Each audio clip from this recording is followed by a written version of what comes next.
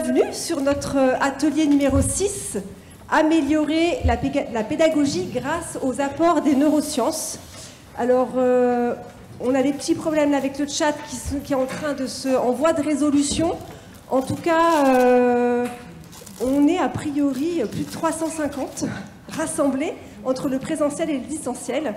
Donc, il faut qu'on assure. Juste avant de démarrer, le petit programme de comment va se dérouler cet atelier qui dure 1h30. On va essayer 1h30, peut-être ce sera 1h40. 3 temps. Le premier temps, on va faire une petite introduction sur les neurosciences. Le deuxième temps, on va avoir la chance d'entendre 2 organismes de formation qui vont nous apporter leurs témoignages. Et puis ensuite, on gardera un 3e temps sur des questions-réponses, ici en salle. Et puis bien sûr, on n'oubliera pas nos internautes s'ils ont également des questions. Est-ce que ça vous convient? Ouais, tant mieux. Pour pouvoir animer l'atelier, je vais m'appuyer sur des collaborateurs. Valérie d'Icari4F, qui va gérer votre accueil, signer l'émargement. Je crois que s'il y a besoin... si vous n'avez pas signé, vous allez l'avoir à la fin pour pouvoir signer l'émargement. Et puis ça va être notre timer, notre gardienne du temps. Ça veut dire que si jamais je parle trop, ou que nos invités parlent trop, ou que vous parliez trop, elle sera là pour nous donner une petite alerte, stop, stop, on est en train de déborder. Ça, c'est hyper important. On aura également Geneviève, voilà, qui nous fait coucou, qui sera là pour faire le lien entre les internautes et nous, en présentiel. Et puis, je vous présenterai MFR, Emmanuel, et puis Open Classroom, Julie, et je les présenterai plus précisément tout à l'heure, quand on sera sur la phase témoignage. Avant de démarrer, moi, j'aimerais bien vous poser une petite question. Donc, Valérie, si tu peux enchaîner avec le slide suivant. Alors, là, on a un superbe cerveau. Et la question est la suivante, c'est finalement, à votre avis, combien de neurones avons-nous dans notre cerveau? Il y a 3 réponses, donc je vais vous demander après de lever la main, réponse 1, réponse 2, réponse 3, et puis pour le chat, eh bien, vous mettez dans l'espace de conversation 1, 2 ou 3. Première réponse, entre 50 et 70 millions. Hors taxe. Deuxième réponse, environ 100 millions. Et troisième réponse, entre 86 et 100 milliards.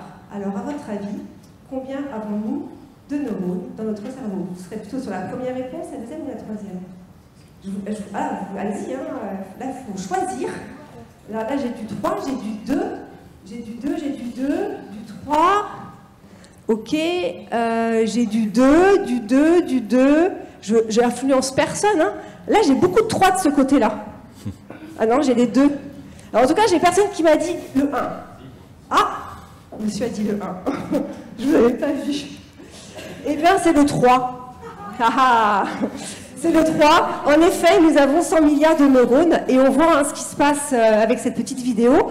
Notre cortex, en fait, notre matière grise fait 2 mètres carrés. Vous imaginez 2 mètres carrés? C'est énorme, 2 mètres carrés de stockage de nos pensées. Les neurones, ils se déplacent, ils vivent, ils meurent, ils communiquent entre eux. Ils nous sont livrés en kit à la naissance. Et puis, ils vont se développer en fonction de nos apprentissages et de notre environnement. Et finalement, vous avez en vous l'outil le plus complexe, le plus formidable, qu'on va devoir utiliser. On passe à la suite. Et comme là, ça fait à peu près quelques temps que je parle et qu'on sait que notre attention, elle chute assez régulièrement et que l'attention, quand on est en formation, c'est quand même le nerf de la guerre, je vais vous faire un petit exercice, histoire de se mettre un peu en mouvement, parce que finalement, après le repas, c'est un peu dur en général de rester attentif. Et je vais vous demander de vous lever.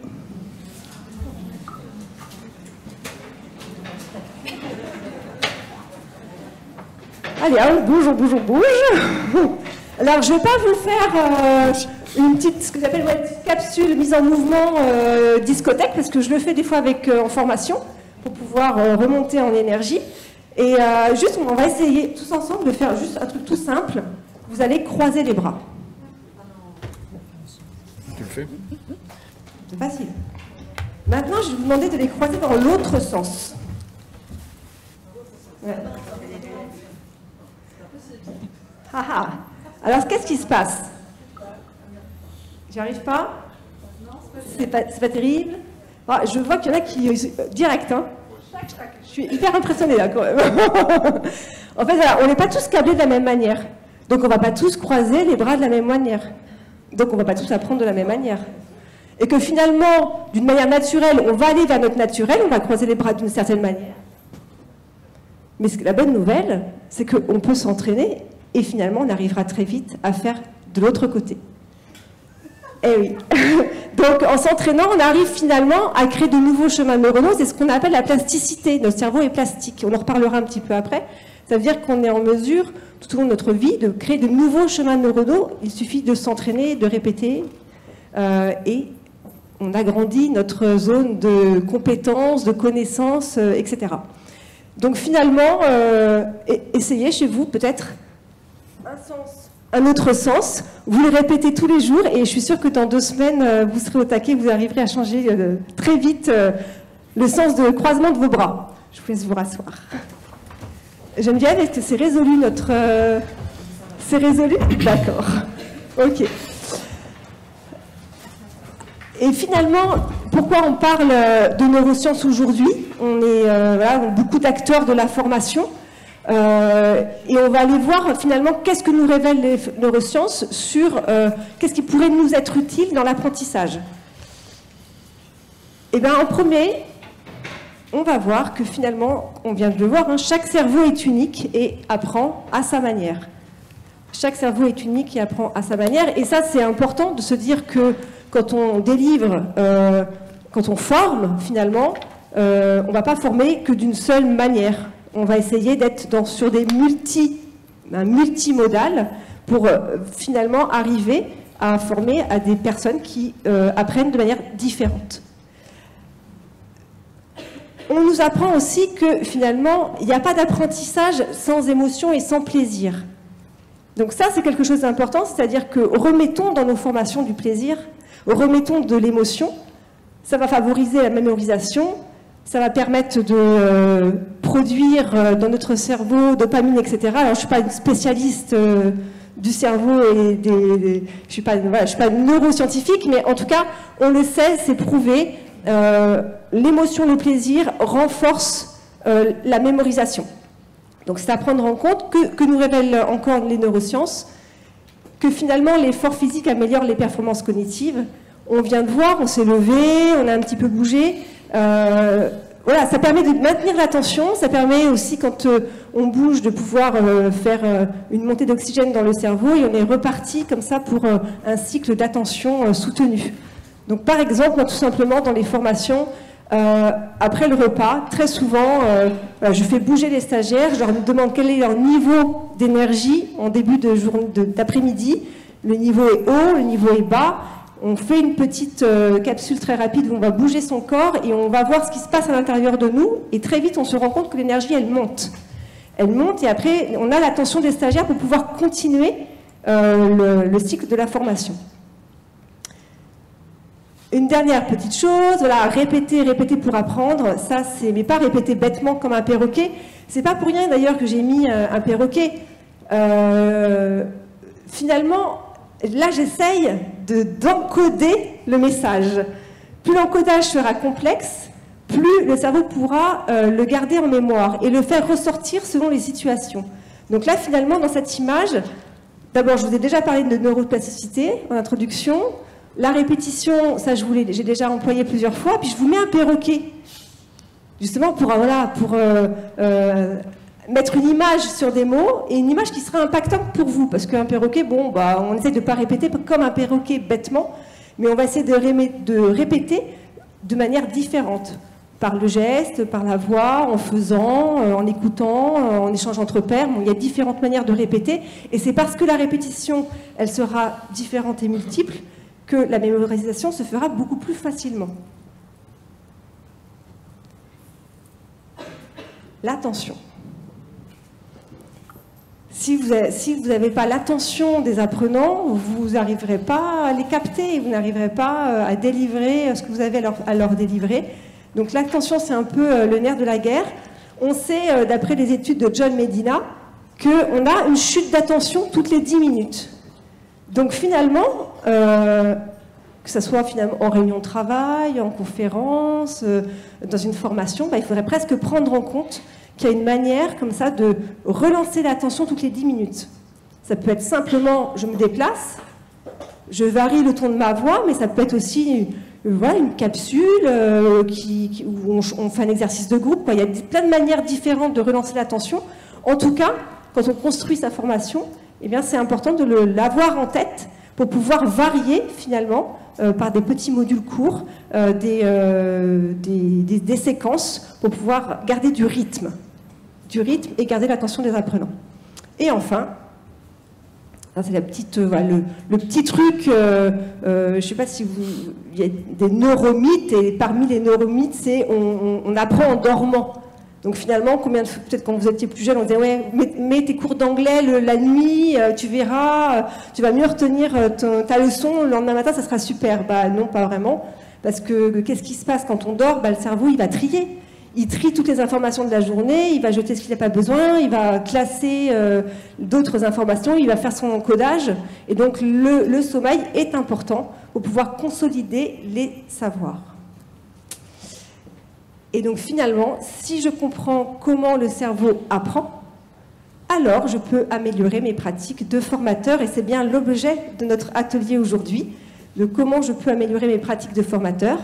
Et pour cela, nous avons la chance d'avoir deux organismes de formation qui vont nous, tout simplement nous expliquer, nous partager leurs expériences qui ont été faites au sein de leurs organismes. Et donc nous avons, je vais commencer par les femmes. Je vais commencer par le Open Classroom. Donc Julie Grusson, qui est chargée de l'innovation pédagogique, et Emmanuel Saurin, MFR, Maison familiale rurale d'Occitanie, qui est donc directeur fédération territoriale et responsable régional de la formation continue. Absolument. Alors, je vais vous poser des petites questions. On va démarrer peut-être par vous, Emmanuel. Ouais. Oui. Alors, il y a 20 MFR qui sont répartis sur 9 départements en Occitanie. Un centre de formation par alternance pour les jeunes. Vous me dites de la 4e jusqu'à la licence professionnelle, différents parcours de formation, diplômants, qualifiants, différents métiers, différentes filières, sur le principe de l'alternance école-entreprise. D'accord. Et donc du coup, vous avez été accompagné dans le cadre du projet, ce qu'on appelle IEM, Innove Emploi Modernisé, qui est un projet qui est lancé par la région Occitanie. Et bon, vous avez répondu par un appel à manifestation d'intérêt. Je crois, lequel numéro vous vous souvenez plus? Pardon? Vous étiez sur quel AMI? Alors, le numéro 1, ouais. Et on s'est repositionné sur l'AMI numéro 3. Voilà, ils sont accros, ils ont fait un premier AMI et un deuxième. C'est ça. Et juste comme ça, je passe l'information, il y a un 4e AMI qui va sortir là très prochainement, donc si ça vous intéresse, n'hésitez pas à nous contacter. Donc du coup, vous avez été accompagné dans le cadre de cette AMI et vous bénéficiez dans ce cadre-là d'ateliers justement sur les neurosciences.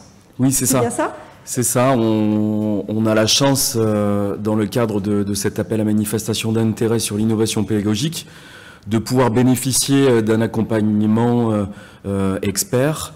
Alors sur 2 axes, le premier plutôt orienté sur la numérisation, la digitalisation de notre offre de formation. Et pour être complètement innovant, il nous semblait plutôt opportun de s'intéresser aux neurosciences pour permettre un meilleur accompagnement des équipes enseignantes, des formateurs en prise directe avec l'ensemble des publics jeunes et adultes. L'approche neurosciences permettait d'amener un certain nombre de leviers, de points d'appui pour l'ensemble des personnels enseignants, de manière à accrocher, entre guillemets, un peu plus les apprenants, quel que soit le dispositif. Et en ce sens, effectivement, on a pu bénéficier d'un accompagnement de spécialistes, de personnes ayant l'habitude de travailler à la fois sous l'angle de la digitalisation et des neurosciences pour donner d'autres méthodes, d'autres approches auprès des publics pour permettre une forme d'appétence un peu plus importante chez nos différents apprenants. Vous avez senti auprès de vos équipes qu'il y avait un vrai intérêt ou comment ça s'est passé avec vos équipes par rapport à cette thématique précisément? Oui, un grand intérêt. Alors, on avait choisi à l'échelle de la Fédération régionale des MFR de se positionner sur cette AMI avant le phénomène Covid et contexte sanitaire qu'on a tous connu.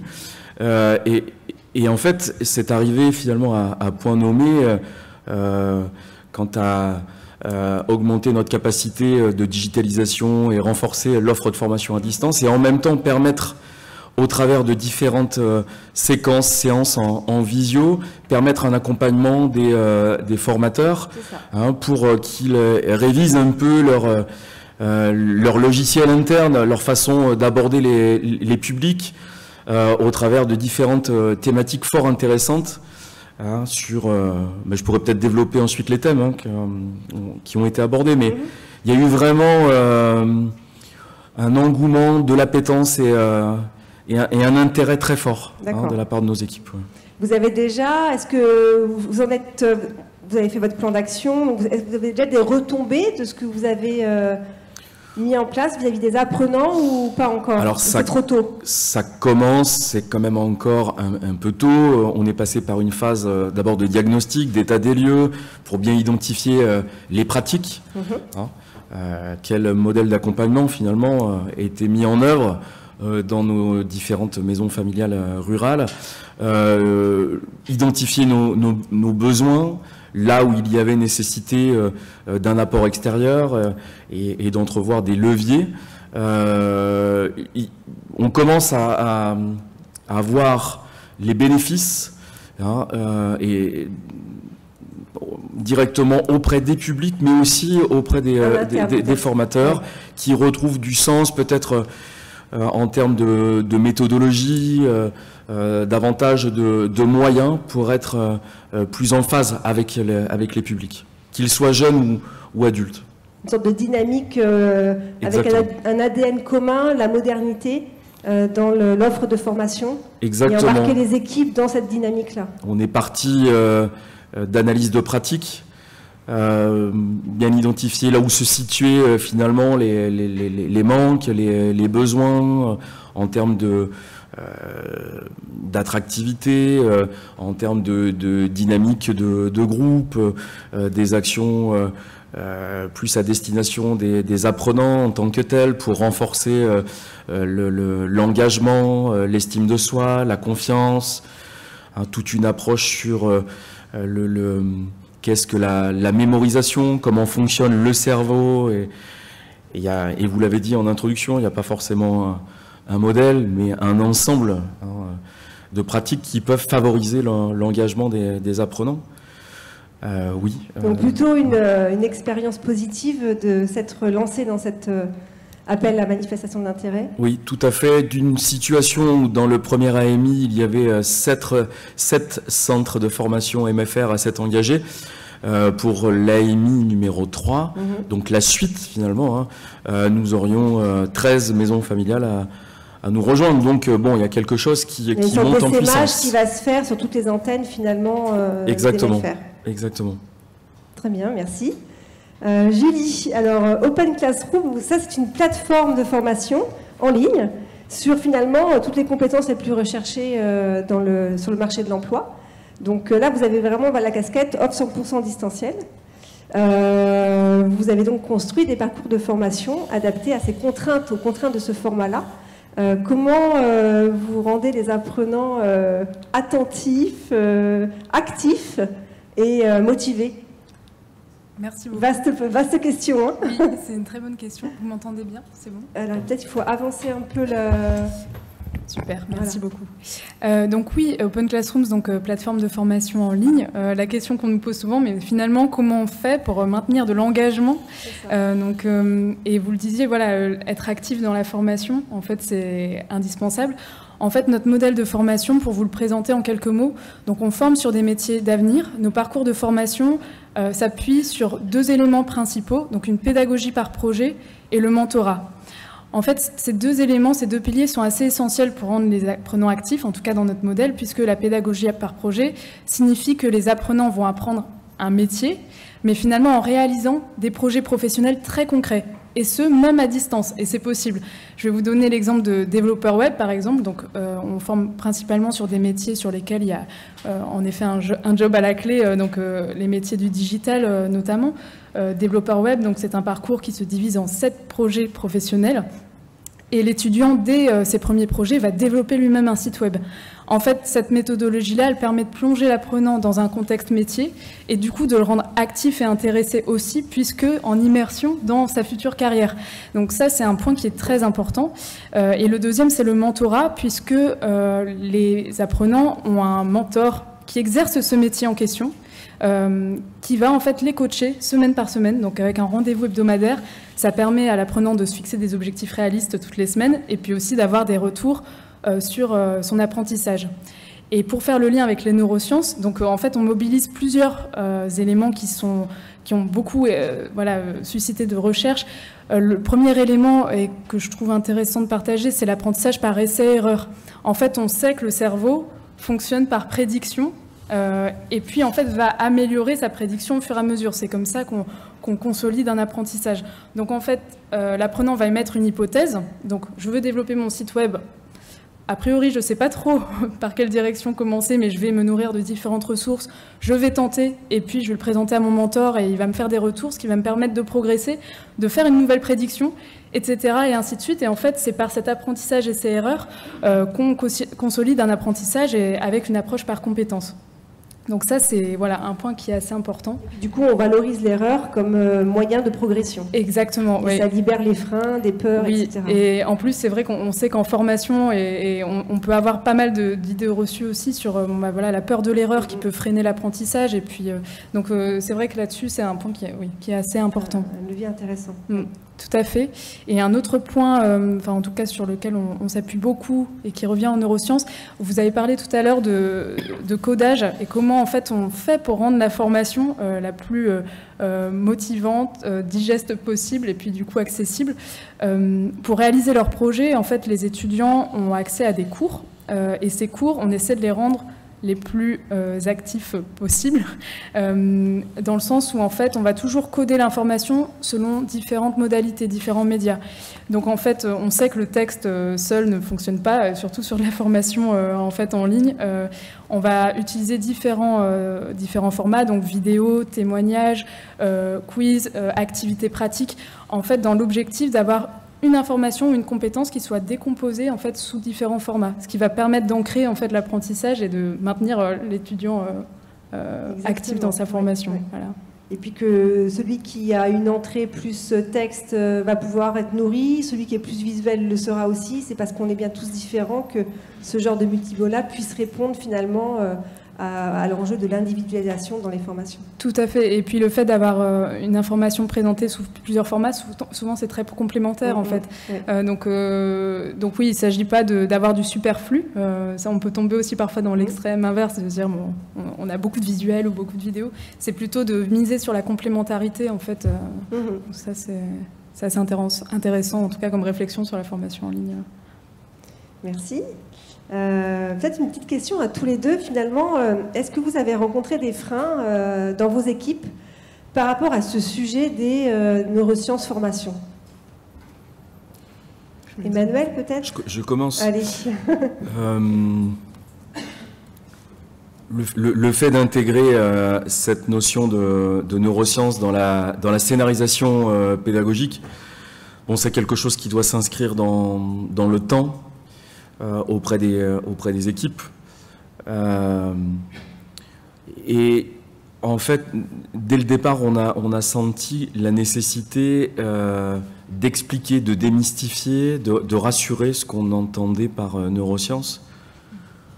Vous avez vu la deuxième image, la deuxième slide avec le cerveau.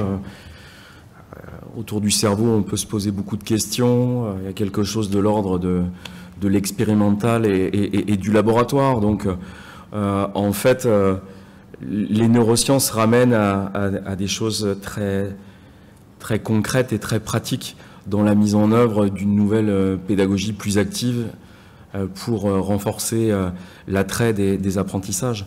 Donc, on a dû prendre un temps dès le départ avec l'intervenante pour déconstruire un certain nombre, là aussi, de neuromythes autour des neurosciences.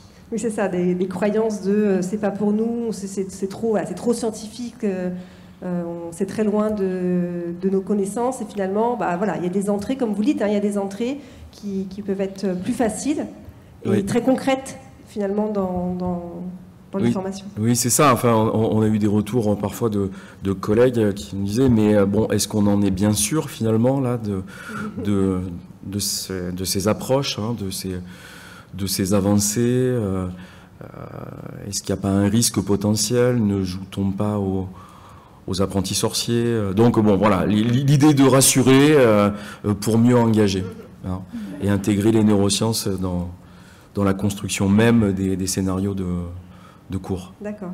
À la fois en présentiel comme en distanciel. Ouais. Puis c'est vrai qu'on n'est pas au bout de l'apprentissage sur le cerveau. Il y a encore beaucoup de champs à explorer. C'est ça. Je pense que c'est une science qui va évoluer et qui évolue tout le temps. On est tous les jours en train de découvrir des choses. Et je crois que vous, chez Open Classroom, vous avez lancé des expérimentations qui sont très intéressantes. Oui, tout à fait. Vous pouvez nous les partager? Oui. Alors, c'est vrai que chez Open Classroom, donc, l'innovation était au cœur de l'ADN de l'entreprise dès son démarrage, puisque c'était une pédagogie qui était déjà, on va dire, un peu particulière ou unique dès son démarrage. En revanche, le challenge qu'on a eu, c'était comment en fait on se maintient un jour et puis comment on évolue en fait en continu, comment on fait évoluer notre pédagogie. Donc une méthodologie qu'on utilise beaucoup, c'est une méthodologie d'expérimentation. En fait, on va essayer de repérer, donc, en menant des études qualitatives auprès de nos apprenants, quelles sont les problématiques qu'ils rencontrent le plus du point de vue pur de l'apprentissage. Donc pour vous donner un exemple, ça pouvait être les étudiants qui se sentent isolés au bout d'un moment au fil de leur parcours, donc après 3 mois, une baisse de motivation. Bon, la question va être qu'est-ce qu'on peut faire, quelles solutions on peut proposer par rapport à cette problématique-là.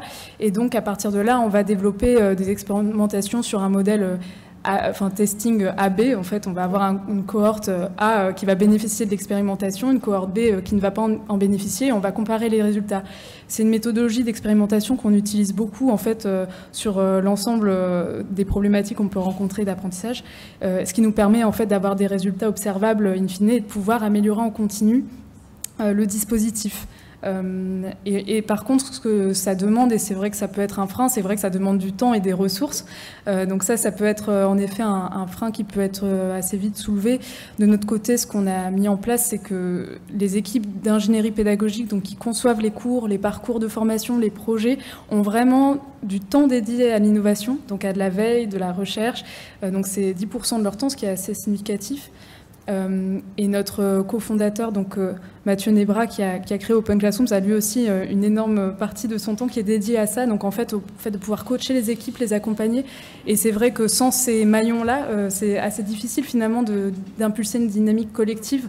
Donc je pense que c'est ce qui permet en fait à la machine d'évoluer au fur et à mesure. C'est ce qui fait votre force en fait, de pouvoir toujours évoluer. Oui, complètement. Parce que ce qui ne change pas, c'est le changement finalement. On en est où, Madame Timer?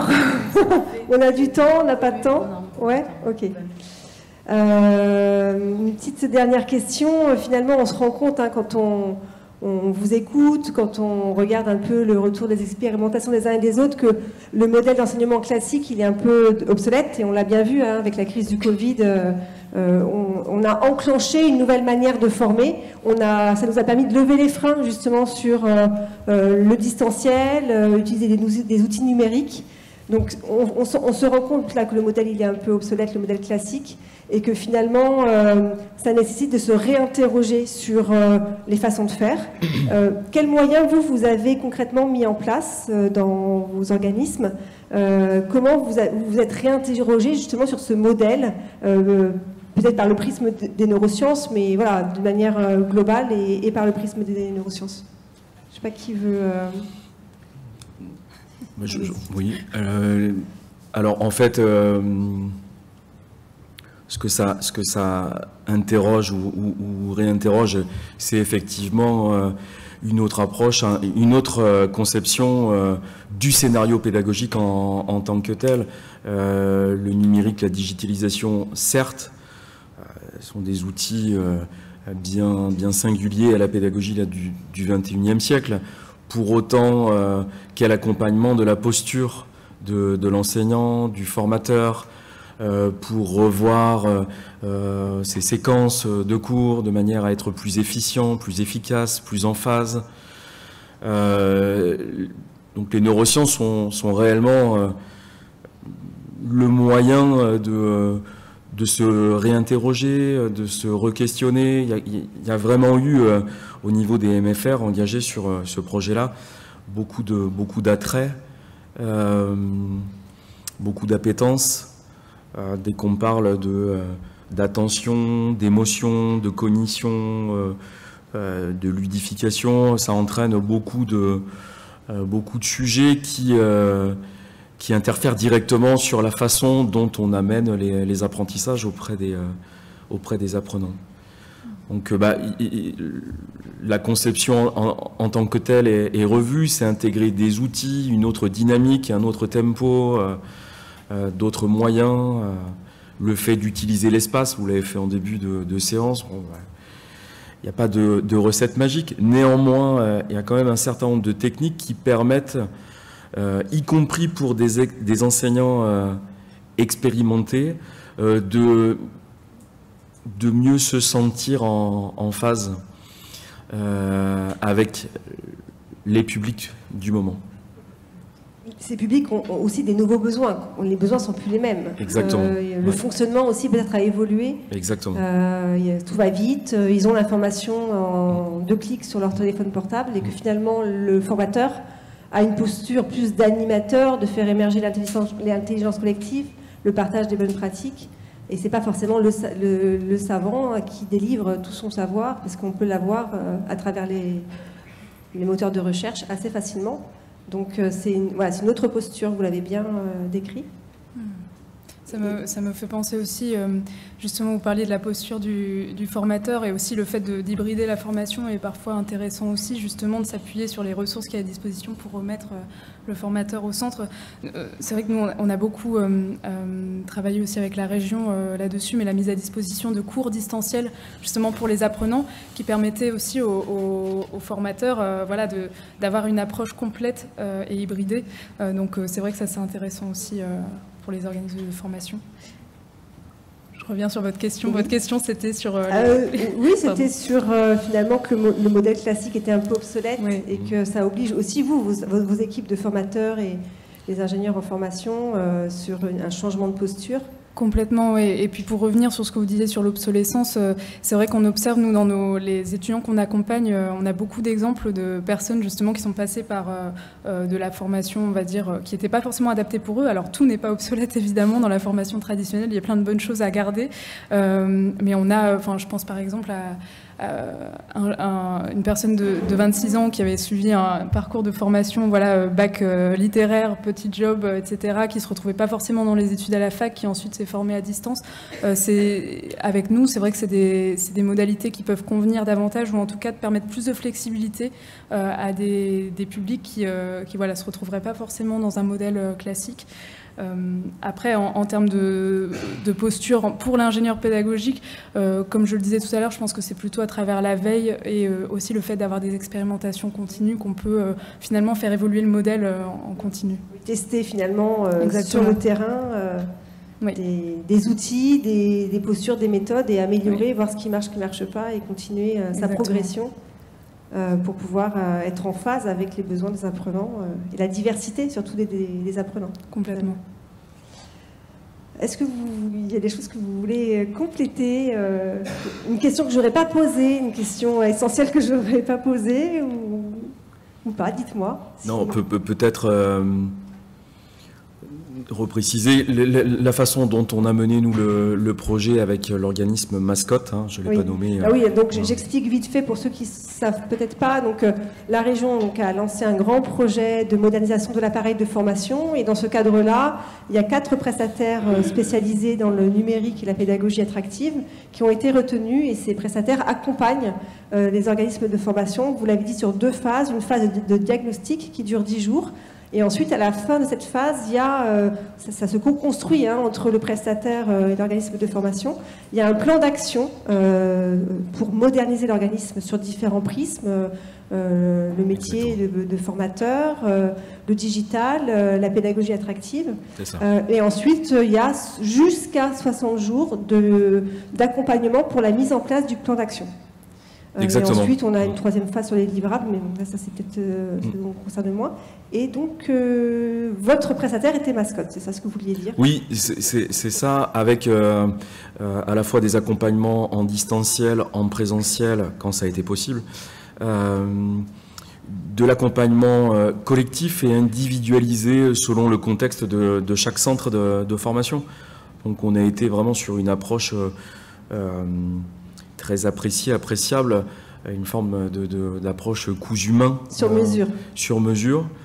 En tout cas, beaucoup d'enthousiasme à mener sur cette... Oui, parce que c'est quand même un engagement de toutes les équipes. C'est pas le prestataire qui arrive, qui travaille avec une personne de l'organisme. Non, ça fonctionne que si on embarque la direction aux formateurs et qu'on embarque les équipes complètes dans cette dynamique de moderniser. C'est ça. Avec d'une séance sur l'autre, la possibilité de tester, d'expérimenter, et puis en groupe, en plénière, pouvoir faire un retour, une forme de mise en commun, ce qui a pu être efficace, un peu moins efficace. Et je crois que vous avez testé en vrai, quoi, avec des apprenants. Ah oui, oui, complètement. Oui, avec des jeunes et des adultes en formation.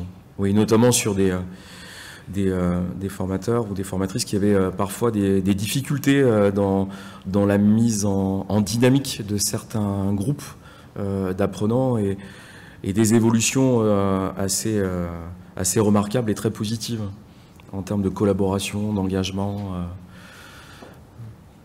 D'accord, merci.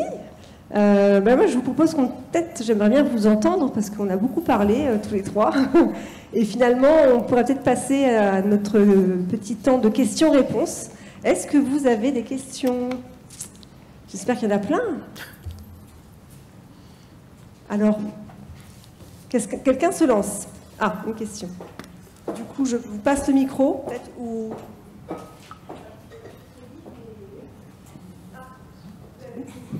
Ah, pardon.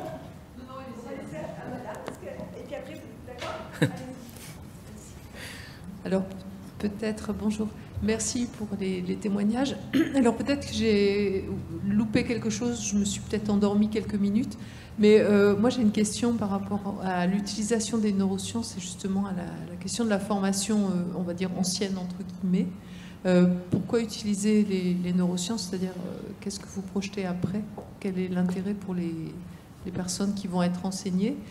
Et ensuite, comment vous évaluez en fait l'avantage, enfin, ce meilleur apprentissage? Alors, est-ce que ces questions vous parlent? Alors, nous n'avons pas des experts, hein, nous avons des organismes formateurs qui nous livrent leur expérience.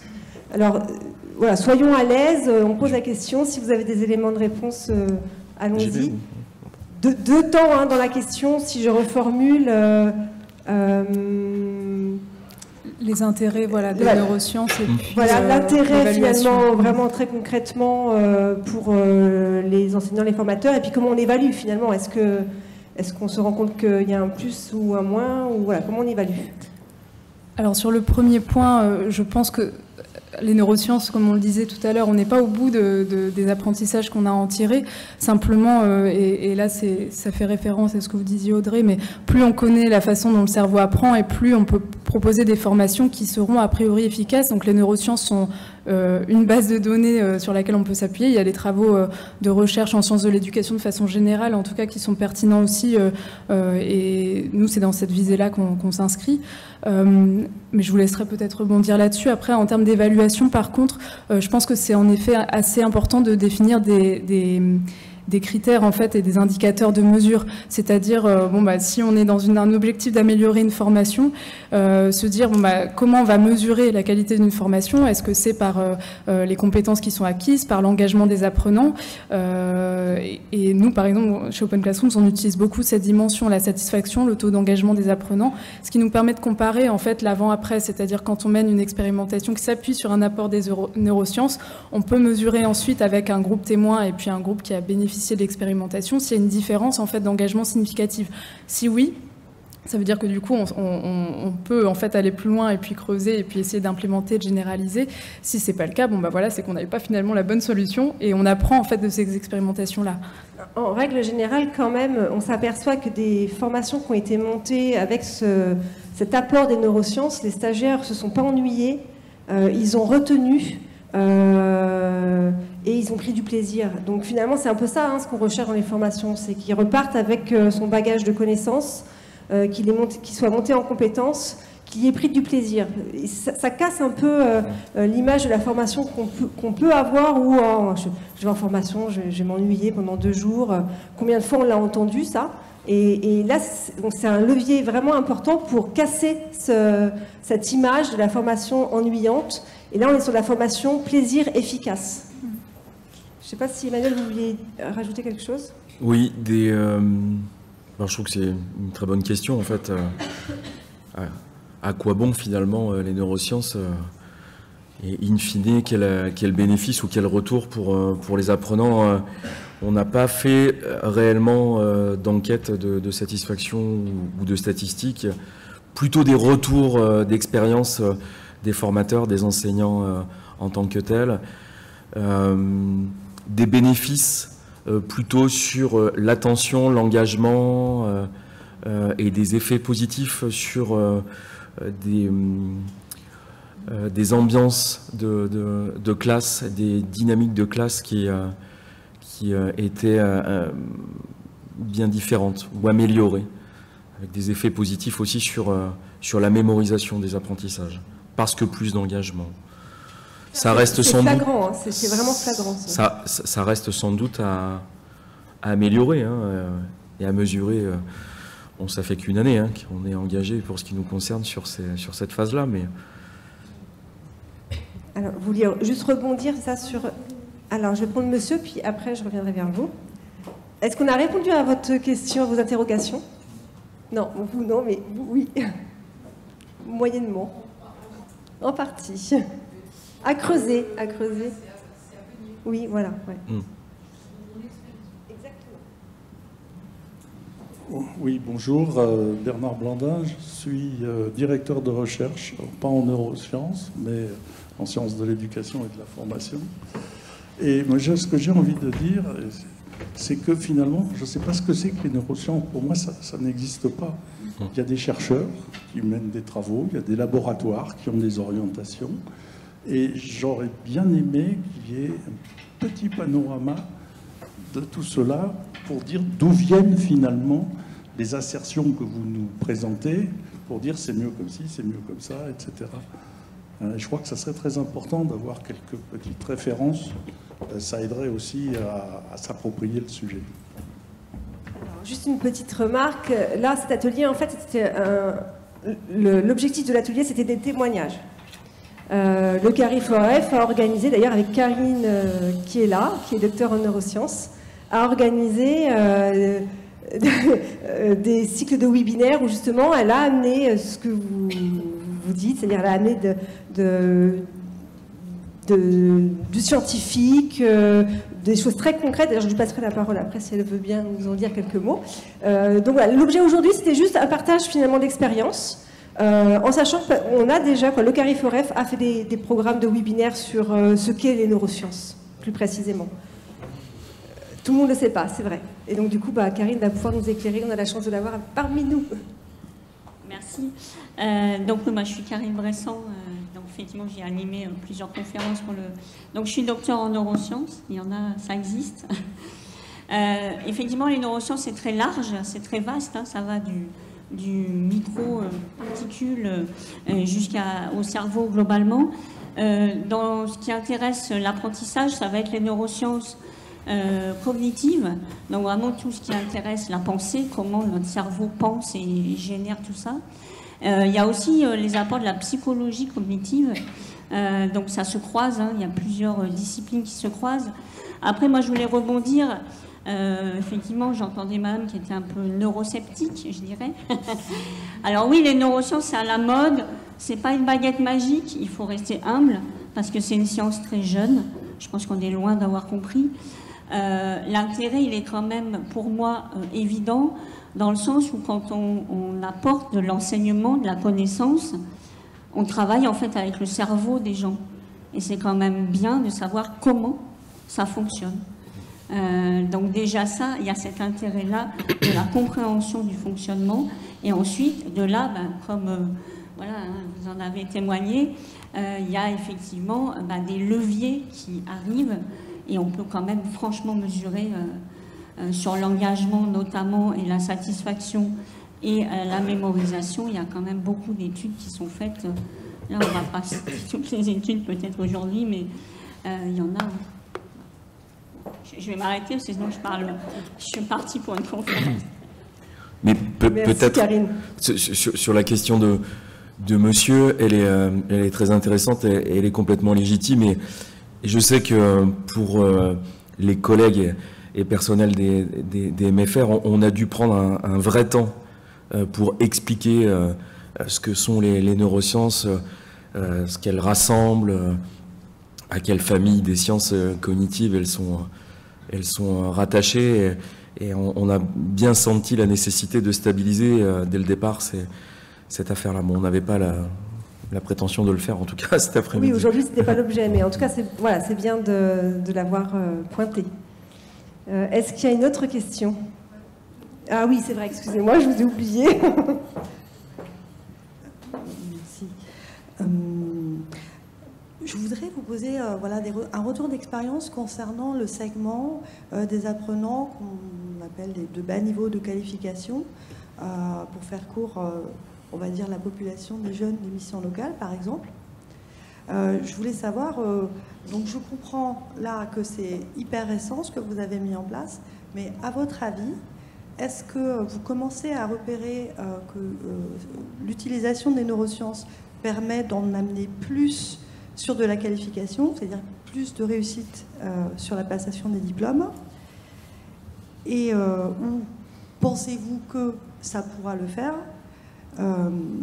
Parce que je fais une parenthèse, parce que ce public, par rapport à l'apprentissage, de ce que j'en ai compris dans ma pratique en mission locale, c'est un public assez effondré à l'intérieur. Ils ont perdu confiance en eux et ils ne savent même pas qui ils sont en fait. Ils ont, voilà, l'éducation nationale, voilà, je ne sais pas le but de critiquer l'éducation nationale, mais la manière dont c'est enseigné, voilà, ça exclut énormément d'enfants, de jeunes et tout ça. Donc ça, c'était la première question, et je voulais savoir en quoi aussi les neurosciences participent autrement à la dynamique de groupe, qui pour moi est essentielle avec ce public-là. Première question. Sur le public éloigné de l'emploi, voilà. Alors, j'ai des idées de réponse, mais je vous laisse... Alors, peut-être un élément de réponse, mais qui fait référence à mon ancienne vie avant Open Classroom, parce que j'étais dans l'économie sociale et solidaire, donc j'intervenais beaucoup en mission locale auprès de jeunes en insertion, sur des ateliers d'inclusion numérique. Donc voilà, je sors un peu de ma casquette Open Classrooms, mais ce que j'observais, et là-dessus, j'ai pas de retour chiffré, mais en tout cas, c'est que l'émotion était d'autant plus importante pour justement en fait toucher des publics qui peuvent être justement en situation de fragilité. Et donc c'est là que je trouve que ça fait vraiment le lien avec les neurosciences. C'est qu'en effet, être dans une démarche active et aussi qui mise en fait sur des émotions fortes. Et en fait, c'est une dimension qui est abordée par les neurosciences, hein, mais je trouve que ça prend tout son sens en fait, justement quand on est auprès de populations qui se retrouvent peut-être pas dans le système classique descendant entre guillemets. Enfin voilà, c'était simplement faire le lien avec ça. Émotion, plaisir. Oui, et du coup. Et l'échec, en fait, il est moindre puisque on réussit mieux, on valorise l'expérience, on essaie, donc ça répond vraiment aux besoins de ce public-là, en fait. Ils ne sont pas forcément dans une posture traditionnelle, parce qu'on va être sur du multimodal, on va être sur des séquences courtes, il y a plein de manières de construire une formation par cet angle-là des neurosciences, qui va permettre justement de rendre plus facile l'apprentissage. Et puis oui, l'apprentissage essai-erreur, tout à l'heure j'en parlais, mais le fait de, oui, comme vous disiez, laisser la place à l'erreur et du coup être sur des petits projets en fait d'expérimentation suite auxquels on peut avoir une reconnaissance et une satisfaction parce que finalement on a réussi à faire des petits pas. Voilà. C'est ce qui permet aussi de les petites séquences courtes, on a réussi, donc du coup on reprend confiance en soi et on peut passer à une autre séquence. Oui, oui, alors en maison familiale, on a ce type-là de public sur certains dispositifs. Très clairement, j'ai pas de retour chiffré. Néanmoins, on voit bien que l'apport des neurosciences qui vise à renforcer la confiance, le sens, l'estime de soi, en s'interrogeant sur des stratégies pour susciter de l'engagement, de la motivation, quelle est la place du formateur pour engager plus de motivation de la part des apprenants. Oui, les neurosciences sont complètement adaptées à ces publics-là. Et sur des dynamiques de groupe, j'ai parlé de coopération, sur des dynamiques de projet qui étaient quand même facilitées. Alors, il n'y a pas de... Madame disait... neurosciences, c'est pas la baguette magique, bien évidemment, il n'y a pas de baguette magique, mais pour autant, c'est permettre d'entrevoir des méthodes nouvelles qui permettent une autre approche, un autre mode d'accompagnement de ces publics-là que l'on doit considérer d'une façon bien singulière pour leur permettre de retrouver le sens de l'engagement et de la confiance. C'est une porte d'entrée, il y en a forcément d'autres. Hein. On a le digital, on a plein de portes d'entrée. En tout cas, les neurosciences, c'est une porte d'entrée qui peut amener des réponses justement sur ce type de public, au contraire. C'est vrai qu'il y a parfois des jeunes qui arrivent avec une représentation de l'enseignement et de l'école où il y a un travail pour remettre en confiance. Et à travers ça, c'est aussi amener une image, je trouve, de la formation transformée, la nouvelle génération, une formation nouvelle génération, où ils vont du coup découvrir que c'est pas ce qu'il y avait, c'est pas ce qu'ils ont vécu. Voilà, c'est autre chose, exactement. Non, et puis en face d'eux, il y a un adulte qui n'a pas tout à fait la même posture en comparaison d'anciens modèles qu'ils ont pu malheureusement expérimenter négativement. Alors j'ai une autre question. Alors moi, c'est pas une question, c'est plutôt une observation. Dans tout ce que vous dites, pédagogie de projet, coopération, tutorat, mentorat, en fait, on pourrait le mettre derrière autre chose que les neurosciences. On voit pas vraiment, enfin moi, je vois pas l'apport des neurosciences. Elles existent certainement, je ne maîtrise pas assez le sujet, mais je retrouve des choses qui sont la pédagogie de projet, tout ce qui a été fait autour de l'auto-formation accompagnée, notamment par Philippe Carré, sur la conception des dispositifs de formation ouverte à distance, voilà, même sur les techniques de scénarisation, l'importance de séquencer, d'avoir des supports et des activités différentes. Voilà, ça on l'entend depuis très longtemps et heureusement ça se fait. Par contre, ce que je trouve intéressant, alors c'est l'exemple des MFR, c'est comment on va utiliser quelque chose, mais pour moi, ça pourrait être tout à fait autre chose que les neurosciences, pour permettre aux formateurs de s'interroger sur leurs pratiques et de les faire évoluer. Ça, c'est intéressant, mais franchement, je vois pas l'aspect neurosciences. Je sais que ce sont des témoignages. Mais est-ce que c'est pas un vernis sur des choses qui existent depuis longtemps et qu'il faut bien sûr rénover, redynamiser avec tous les outils et les enjeux maintenant de la digitalisation? Alors, je peux peut-être déjà apporter des petits éléments de réponse. Voilà, comme on l'a dit Karine, c'est pas la baguette magique. Bien sûr qu'il existait déjà des choses. Tous les formateurs ou tous les organismes ne sont pas tous au même niveau sur ce que vous disiez, le multimodal, l'expérimentation, etc., etc. Il y en a qui ne sont pas encore là-dedans. Et que finalement, les neurosciences nous amènent des connaissances scientifiques prouvées, reconnues par des chercheurs sur comment le cerveau fonctionne. Donc on sait clairement que voilà, il faut répéter, il faut encoder de manière complexe, et que c'est une réponse à peut-être ce que vous faisiez déjà avant, et tant mieux, bravo, j'ai envie de dire. Et ça nous permet de construire finalement la formation avec vraiment une conscience et une connaissance de comment fonctionne le cerveau et comment on peut tricoter tout ça pour pouvoir faire une formation efficace, en fait, où l'apprenant est au cœur de son apprentissage et reprend du plaisir dans sa formation et arrive à mémoriser beaucoup plus facilement. Encore une fois, c'est qu'une porte d'entrée, il peut y en avoir plein d'autres. Vous vouliez préciser quelque chose ou pas ? Non, j'allais juste dire que j'étais assez d'accord avec vous sur le fait que finalement, c'est pas simplement les neurosciences. Les neurosciences, c'est on va dire. Voilà, mais en effet, dans notre cas, on s'appuie beaucoup sur la recherche en éducation de façon générale, et dont certains travaux qui existent depuis très longtemps aussi. Aujourd'hui, on peut le légitimer aussi par les neurosciences, et on se rend compte que les travaux finalement se recoupent pour aboutir à des mêmes constats. Tant mieux, mais c'est vrai qu'on aurait pu le prendre sous d'autres angles aussi. Bien sûr. En fait, c'est en croisant les recherches et les connaissances, et c'est bien depuis la révolution numérique qu'on arrive à croiser les recherches des neurosciences et des sciences de l'éducation, et c'est en croisant les recherches qu'on arrive à avancer. Donc là, c'est pareil, on croise les méthodes, on croise toutes les connaissances qu'on a, ça nourrit finalement le sujet qui nous rassemble tous ici, c'est la formation nouvelle génération, efficace, la formation de demain, quoi. Petit témoignage ou une question. Bonjour, merci pour vos témoignages. Moi, j'ai deux questions. Ça s'adresse peut-être plus au MFR. Si vous deviez citer 3 changements concrets apportés par l'apport des neurosciences justement dans votre pratique, quels seraient ces 3 exemples? Ça, c'est la première question.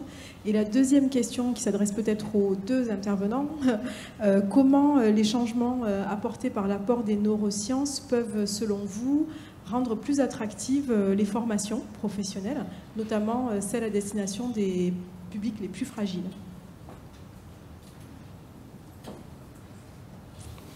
J'ai oublié la première question, mais vous voyez que j'ai encore des... 3 concrets que vous avez opérés grâce à l'apport des neurosciences. Oui, 3 changements concrets. J'ai envie de dire, le premier mot qui me vient à l'esprit, c'est la notion d'engagement et d'enthousiasme, de part et d'autre, tant du côté des apprenants que des équipes enseignantes.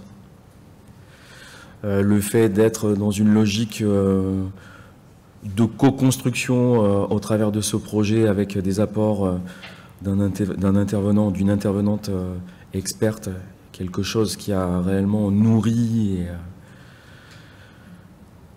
et le fait de réinterroger le modèle qu'on avait l'habitude de pratiquer. Et peut-être la notion d'efficience qui semble se mettre en place auprès des publics au sens large, puisque dans les formateurs qui ont suivi ces séquences d'accompagnement, certains interviennent auprès de jeunes, mais aussi auprès d'adultes, adultes parfois bien éloignés de l'emploi et des dispositifs de formation. Donc le fait de retrouver, de susciter de l'engagement, de la confiance par une nouvelle conception scénarios pédagogiques, le fait de les revisiter, hein, pour les séquencer autrement, utiliser des outils d'une manière un peu nouvelle et différente. Alors pour répondre aussi à la remarque de Madame, on faisait peut-être des neurosciences sans le savoir avant. En tout cas, le fait d'aborder la façon d'intervenir auprès des publics par le prisme des neurosciences permet de se réinterroger. Et c'est là où j'y vois vraiment un intérêt. Merci. La deuxième question. La deuxième question, c'est comment les changements apportés par l'apport des neurosciences peuvent améliorer l'attractivité des formations que vous dispensez, notamment l'attractivité auprès des publics les plus éloignés qu'on a du mal à toucher dans nos formations. Alors du coup, je dirais pas qu'il y a des changements observables, enfin, dans le sens où c'est une évolution continue en fait du modèle en s'inspirant des neurosciences, des sciences de l'éducation. Chez Open Classrooms, on a une vraie démarche sociale d'impact. On touche beaucoup de publics en situation de précarité, personnes réfugiées. En fait, c'est vrai que si on veut toucher ces populations-là, ça demande d'autant plus en fait d'être exigeant dans notre pédagogie, parce que en fait, surfer sur en fait nos acquis ne fonctionne pas. Donc ça demande d'avoir des formations qui sont d'autant plus accessibles et donc avec des projets qui sont peut-être encore plus digestes et plus découpés, justement pour qu'on ait en fait des victoires ou des célébrations en fait plus atteignables, plus accessibles. On a un programme qui s'appelle Prep Apprentissage, qui est pour justement les personnes qui n'ont pas encore les prérequis pour entrer sur une formation métier, mais qui veulent en fait se former sur les compétences de base, donc notamment compétences digitales fondamentales. Ce qu'on observe, c'est qu'en effet, ce dont je parlais tout à l'heure, le mentorat, la pédagogie par projet, peut fonctionner aussi auprès de ces publics-là, mais ça demande en effet d'être dans une démarche aussi d'évolution continue pour en fait rendre ces formations toujours plus accessibles, notamment avec les neurosciences, entre autres. Hein. Est-ce qu'on a d'autres questions? Oui.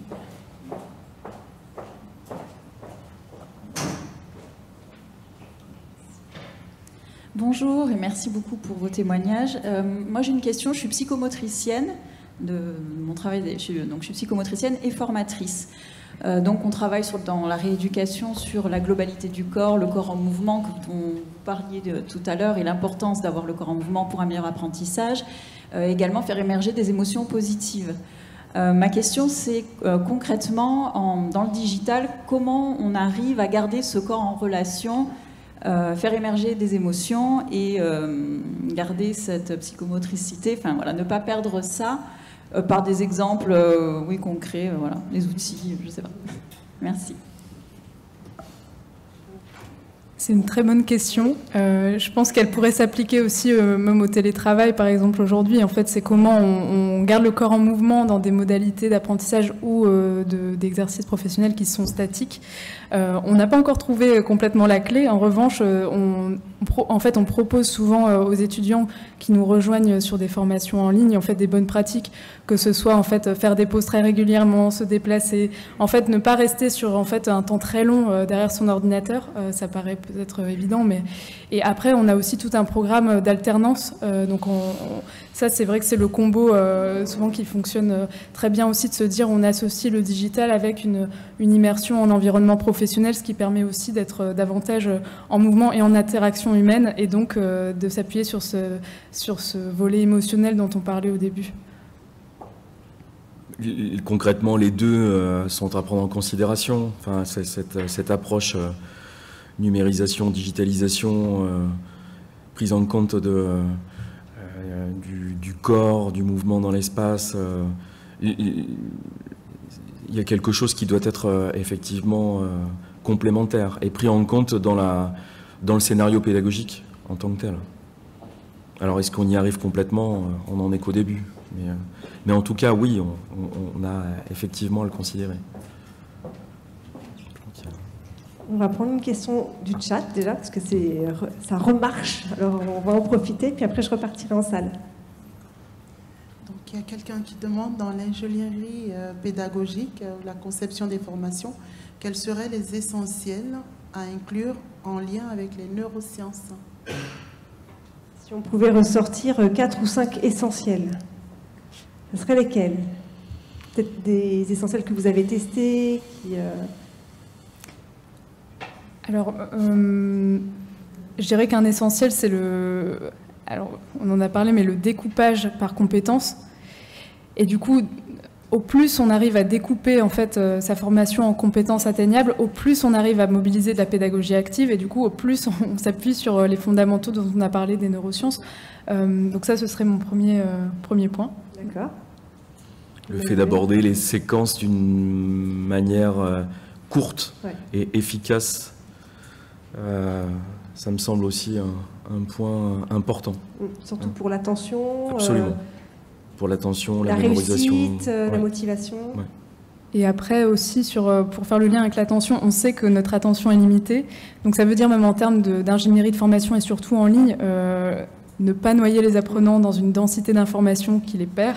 Ça paraît vraiment fondamental. Et du coup, ça passe par le fait de toujours s'interroger sur finalement cette compétence, quel est le meilleur moyen pour permettre à l'apprenant de l'acquérir. Est-ce que je vais utiliser plutôt tel format ou plutôt tel autre, vidéo, texte, exercice, quiz, etc., etc. Mais toujours en misant sur le fait, en s'appuyant sur le fait que le cerveau a une attention limitée, donc il faut aller à l'essentiel.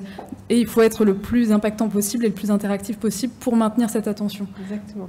Et vous disiez aussi que c'était complémentaire, c'est-à-dire que c'est pas redire la même chose sous forme de vidéo, mais de continuer la progression avec des formats différents, et on passe d'une information à une autre avec une complémentarité.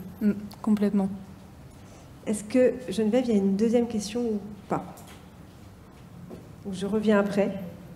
Ok, je reviens après. Alors, je crois qu'il y avait une question en salle. Monsieur, je crois. Valérie, tu me dis pour le timing si c'est ok. D'accord, on est large. Oui, bonjour. Juste, c'était pour revenir sur le corps en mouvement. Nous, en lycée agricole, là, sur Nimrodian, on avait mis en place un système avec des vélos et des tablettes pour des jeunes en CAP. Donc, ils étaient en cours, mais ils pédalaient en même temps. Et je peux vous dire que c'est une franche réussite. Alors moi, je ne sais pas si ça a à voir avec des neurosciences, mais je rejoins les MFR de ce point de vue-là. C'est-à-dire que les mettre en activité physique, ils faisaient des concours même de vitesse sur leur vélo, et ils avaient une qualité d'écoute et d'attention. Donc la salle avait été configurée où ils se faisaient tous face. Il y avait aussi des canapés pour ceux qui étaient un peu épuisés, pour qu'ils puissent se reposer. Mais je peux vous dire qu'en termes de qualité pédagogique derrière, pour les formatrices qui ont utilisé ce système-là, puisque c'était sur des cours essentiellement de matière générale, ça a été une révolution, hein, et ça a été utilisé pour les CAP et pour les classes de seconde pro VITI aussi. C'est génial. Alors, moi, je suis fan, je vous le dis tout de suite. Il faut savoir qu'il y a 37% des apprenants qui sont kinesthésiques. Ça veut dire qu'ils ont besoin de bouger pour apprendre. Alors, je ne devrais peut-être pas le dire parce que j'ai ma grande chef qui est dans la salle, mais par exemple, on a testé les réunions en distanciel. Et moi, j'ai remarqué, quand la caméra est coupée, je peux bouger. Et donc, du coup, j'ai mon attention qui est multipliée par 2 sur ce qui se dit en distanciel, que si la caméra est ouverte et que je suis statique derrière mon fauteuil. Donc, voilà. Voilà, c'est ça. C'est que je suis en train de faire des petits mouvements pour... mais c'est pour favoriser mon attention. Donc, voilà, je suis grillée, mais bon, c'est pas grave, c'était pour la bonne cause. Est-ce qu'il y a une autre question? Oui. Moi, j'ai une question concernant davantage les formats tout à distance. On sait que la dynamique de groupe est une source aussi d'engagement, de motivation et d'apprentissage. Ma question toute simple, c'est est-ce que vous arrivez à intégrer cette dimension de groupe sur des parcours 100% à distance qui sont souvent beaucoup plus sur une formalité de travail individuel? Merci beaucoup pour cette question. C'est vrai que j'en ai pas parlé. En fait, on a une grosse dimension quand même collective qui est indispensable, en fait, même dans une formation à distance. Donc, chez Open Classroom, c'est les étudiants qui rejoignent un parcours de formation. Déjà, ils ont une communauté, donc un groupe qui s'appelle Workplace, qui est en fait un espace où ils peuvent poster des messages, avoir des retours d'autres apprenants, etc., des retours d'autres mentors. Donc ça, c'est une dimension qui est très importante. Et parmi les expérimentations qu'on veut mener, tout à l'heure, je disais, oui, c'est vrai que le fait d'être seul face à son écran, on peut avoir du décrochage, en fait, forcément. Là, par exemple, une expérimentation qu'on a envie de tester, c'est de permettre à des étudiants qui démarrent en même temps d'avoir un petit groupe projet, en fait, avec qui ils peuvent échanger, donc régulièrement. Avoir, en fait, une petite réunion le lundi, le vendredi.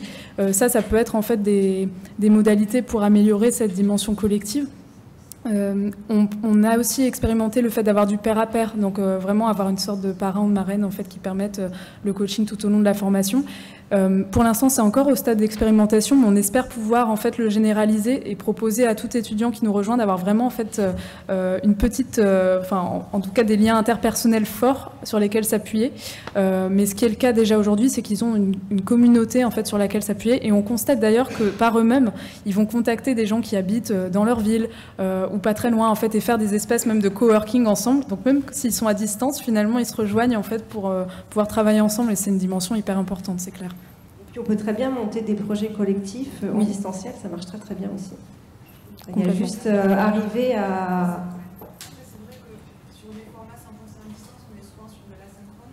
Sur l'asynchrone, on ne va pas travailler forcément en même temps sur les choses, et le collectif est plus difficile, moins évident à organiser. Et après, et on s'appuie sur l'intelligence collective, et en général, ils arrivent à se réunir en synchrone à un moment donné pour la réussite de leur projet.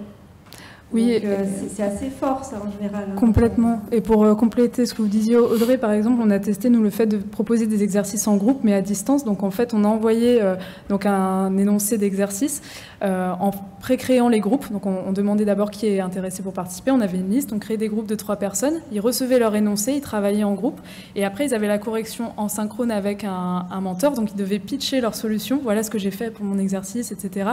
Ils avaient le feedback du mentor et du coup, en fait, ça permettait d'avoir un apprentissage finalement qui restait compatible avec la formation chacun son rythme. C'était qui veut s'inscrire, on propose cet exercice en groupe et ainsi de suite. Et le feedback, il est important, le feedback finalement assez immédiat pour corriger l'erreur et que justement on puisse rectifier très rapidement la connaissance vers la bonne voie. Total. Alors, est-ce qu'il y aurait... Une question, j'ai 2 questions. Bonjour, merci. C'est pas une question, c'est plutôt un retour, je dirais, un retour d'expérience. Parce que pour moi, en tant que formateur, la formation professionnelle continue, ça devait être quelque chose de sérieux. Et on m'a parlé souvent, on m'a parlé de gamification, d'introduire, disons, du changement, de retenir l'attention et d'entrer un peu dans le ludique. J'ai disons, balayé ça d'un revers de main en me disant de toute façon c'est pas sérieux, c'est du jeu.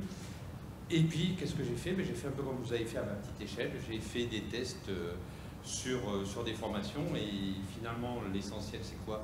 C'est le retour client et la satisfaction elle est là et puis moi je me pique aussi au jeu. Et je sais pas si c'est vraiment partie des neurosciences mais je pense qu'on en devient pratiquant et en rentrant dans les neurosciences, on deviendrait presque croyant et comprendre comment ça fonctionne. Voilà.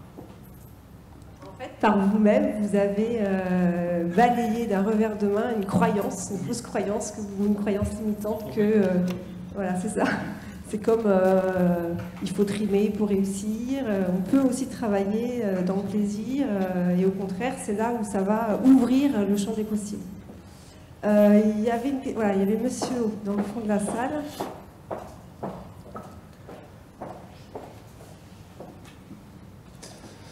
Sylvain Salis du CREPS de Toulouse. C'est plus une réflexion personnelle par rapport à ce qui a été dit et ça renvoie un peu à ce que dit la dame au 2e rang sur la gauche entre le lien entre la pédagogie et aujourd'hui l'intégration par rapport aux neurosciences. Donc je suis dans le milieu du sport, de la formation des éducateurs. On peut aussi faire un parallélisme par rapport à la psychomotricité. Aussi, on peut parler aussi de la formation des enseignants d'éducation physique. Dans les années 90, des universités françaises s'interrogeaient déjà sur les neurosciences. J'ai été formé en neurosciences dans certaines universités françaises au niveau de la motricité. Donc on en parlait déjà. Et on se trouve en 2021, donc on en parle encore. Donc c'était dans le domaine du sport, de l'EPS, dans le milieu de la formation de motricité. Aujourd'hui, on se dit, donc c'est quelques années après, mais est-ce que c'est pas une volonté peut-être professionnelle, en tant que formateur, d'enseignant, de toujours se remettre à l'ordre du jour, de s'interroger sur ces pratiques? On apprenait dans les années 50 la natation allongée sur un tabouret, en répétant des gestes. Après, les neurosciences, dans les années 90, sont arrivées sur la motricité. On n'apprenait plus la natation de la même manière, ou d'autres activités physiques et sportives. Est-ce qu'on peut se dire aujourd'hui, tout ce qui est une digitalisation, la naissance de la numérisation, la digitalisation est arrivée. Quelques années après, ça évolue. On ne fait plus de classes virtuelles comme avant Covid aujourd'hui. Est-ce que ce n'est pas aussi se remettre à jour, toujours s'interroger sur sa pratique? Très bonne remarque, merci. Oui, c'est toujours se réinterroger, ne pas rester dans sa zone de confort, parce que finalement, quand on va aller flirter dans sa zone d'inconfort, eh bien, au fur et à mesure, on va construire des nouveaux chemins neuronaux et on va agrandir notre zone de confort. Donc, être toujours sur le fil et continuer à évoluer, c'est tout à fait ça. Ouais, je vous rejoins beaucoup. Est-ce qu'il y a une autre question ou s'il n'y a pas, peut-être sur le chat, Geneviève? Geneviève, est-ce qu'on a des questions sur le chat ou pas? Non, pas de questions. Et en salle, est-ce qu'on a des questions? Non plus? On est arrivé au bout. Ah, une petite dernière alors. Bonjour, merci pour tout ce que vous avez apporté. Durant votre expérience, est-ce que vous auriez pu remarquer des comportements neuroatypiques, même sans qu'ils se déclarent? Et à ce moment-là, est-ce que vous avez amené des corrections? Quelles sont-elles? On n'est pas, quoi, je ne sais pas s'il y a des réactions neuroatypiques. Vous pouvez préciser? Ah, les 10, ok. On en a parlé un petit peu tout à l'heure. Je sais pas, est-ce que vous avez... Moi, j'ai pas d'exemple. Vous avez les 10 dans vos apprenants? Oui, bien sûr, comme dans toutes les populations, mais pas plus qu'ailleurs, j'ai envie de dire. En tout cas, rien de bien flagrant sur ce registre-là. Plus des temps de réadaptation, de régulation à l'issue de phases d'expérimentation de la personne qui accompagnait sur ces aspects de neurosciences et de scénarisation pédagogique. Mais pas de comportement atypique en tant que tel. De notre côté, c'est vrai que c'est un gros enjeu de pouvoir adapter en fait nos formations aux différentes populations, donc que ce soit dyspraxique, dyslexique, ou même aussi l'accessibilité même à distance des formations. On a plusieurs moyens de le faire, que ce soit via le mentorat aussi, via en fait les outils qu'on met à disposition pour que la formation puisse être facilement accessible à la personne. C'est vraiment du cas par cas. On a des étudiants qui sont dans ce cas de figure-là. Ça ne remet pas en question la façon dont on construit l'ingénierie pédagogique. Par contre, c'est plutôt comment on va la rendre la plus accessible possible. Et il y a des bonnes pratiques pour ça. Par contre, oui, j'aurais pas de retour d'expérience sur une personne en particulier ou un exemple précis, mais oui, je vous rejoins sur le fait que c'est un enjeu, énorme, important. Il y en a de plus en plus, les 10, et ils ne sont pas forcément dans leur parcours scolaire, ils sont laissés un peu au bord de la route et il n'y a pas forcément l'accès à comment former ces publics-là. C'est très particulier, chaque 10 est vraiment très différent. Et c'est amener finalement comprendre le fonctionnement d'un 10 pour répondre à son mode de fonctionnement. On est encore dans chaque cerveau fonctionne de manière différente et on amène une réponse individuelle. Donc un dysphasique aura besoin de choses différentes que d'un dyspraxique, etc. Et là, on est, nous, en France, très en retard par rapport à nos amis canadiens. Je suis touchée de près par cette thématique-là, donc je connais bien. J'ai dû construire des outils pédagogiques pour mon fils qui est dysphasique pour lui apprendre à lire, par exemple. Donc là, on est encore dans une autre dimension avec presque des outils sur mesure par rapport au handicap, finalement. Et c'est comment on intègre dans nos publics de formation, finalement, cette porte d'entrée-là, parce qu'il y en a beaucoup. C'est pas quelque chose d'anecdotique, il y en a beaucoup. Et comment on peut proposer une formation avec une porte d'entrée spécifique dans les 10. Ah, ça serait un objectif formidable si les organismes de formation arrivaient à faire ça. Mais je sais que pour avoir discuté avec certains prestataires qui sont là dans les exposants, que ça commence, il y a des prises de conscience qui commencent à émerger. Et je pense que d'ici, c'est loin, mais d'ici 4-5 ans, il y aura certainement des réponses pédagogiques, des propositions de formation avec ces entrées 10. Donc moi j'ai bon espoir que chacun s'en empare et puisse apporter des réponses concrètes pour ces personnes-là. Merci d'avoir soulevé cette particularité-là. S'il n'y a pas d'autres questions, bah peut-être... il y a une question en chat. Pourriez-vous donner un exemple ou un retour d'expérience concret d'une formation digitalisation plus neurosciences? Un exemple concret d'une formation digitale où vous êtes inspiré de neurosciences pour, je suppose, construire l'ingénierie. Vous faites que ça.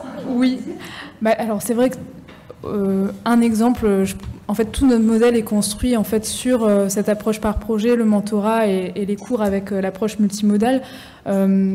Mais je pourrais reprendre l'exemple de développeur web par exemple, où en effet la question de mettre l'étudiant face à un site internet à développer avec du coup des ressources à sa disposition qui sont architecturées de façon à être le plus accessible possible et le plus interactif possible. C'est typiquement un exemple en fait qui s'appuie entre autres sur les neurosciences, mais aussi sur, comme on le disait tout à l'heure, c'est sur les sciences de l'éducation de façon générale. Mais voilà, c'est un exemple, il pourrait y en avoir d'autres. Un autre exemple, du côté des MFR, on a parlé du dispositif prépa-apprentissage. On a une maison familiale là, qui s'est saisie du projet AMI pour le mettre en application directement avec ce public-là, accueilli avec une approche et des outils un peu différents en termes d'accompagnement et de dynamique. Ces outils, c'est quoi concrètement? C'est ça la question que j'ai posée?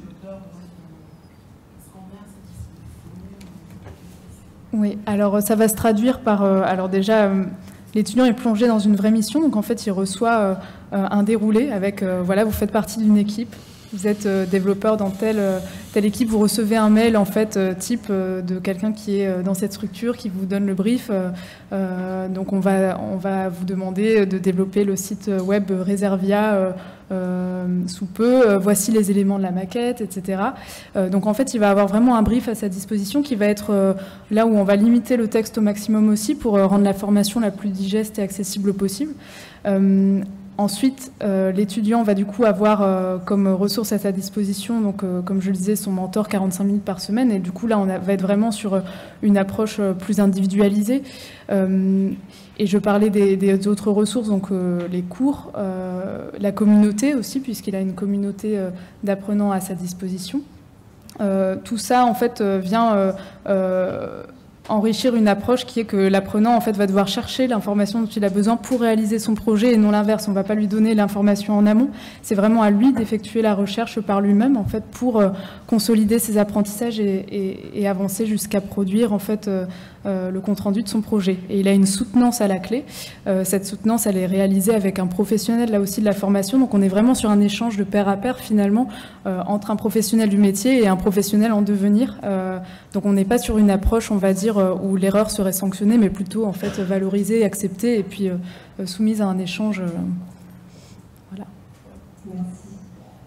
On va passer à notre conclusion. Moi j'ai fait une jolie conclusion, je pourrais vous lire, mais en fait j'ai envie de me mettre dans la posture animatrice.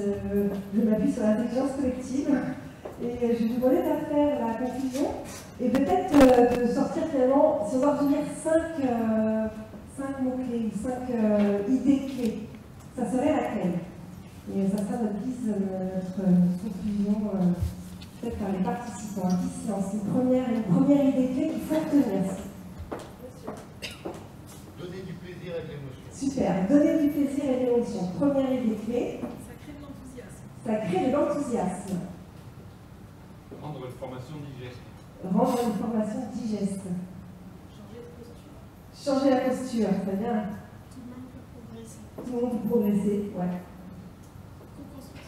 Co-construction, formateur apprenant, c'est ça? Intelligence collective. Intelligence collective. Susciter l'attention. Ouais. J'adore parce que je vous donne les 5 et vous m'en donnez 10, c'est parfait. Alors, chacun son rythme, ok. Et j'avais quoi d'autre? Séquencer, oui. Très bien. Le droit à l'erreur. Le droit à l'erreur, bravo. Savoir être transversal.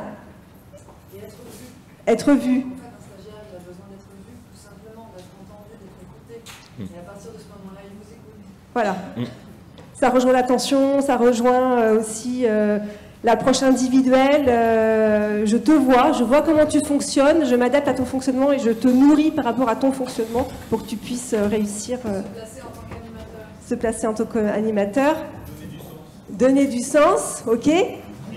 Et bouger. Voilà, bouger. Et tout est lié, exactement. Et dormir. Super. Je vous lis quand même la mienne parce que je l'ai faite, alors comme ça, on se complète. Hein. Moi, parce qu'il fallait faire une petite conclusion qui sera, on va tous se rejoindre après à 16h en plénière. Et la conclusion, ça serait peut-être que les neurosciences nous apportent un éclairage nouveau sur l'apprentissage et la manière dont fonctionne notre cerveau, on l'a vu. Que chaque cerveau est unique et apprend à sa manière. Ça, j'aime vraiment, c'est la chose, moi, qui est importante. Que s'en inspirer, c'est réajuster la posture de formateur. Ça rejoint posture animateur, etc. L'ingénierie des formations pour les rendre plus efficaces. Et c'est se réinterroger sur de nouveaux modèles, plus adaptés aux besoins et à la diversité des apprenants. Merci à tous pour votre attention. Merci à Emmanuel, Julie, Geneviève et Valérie.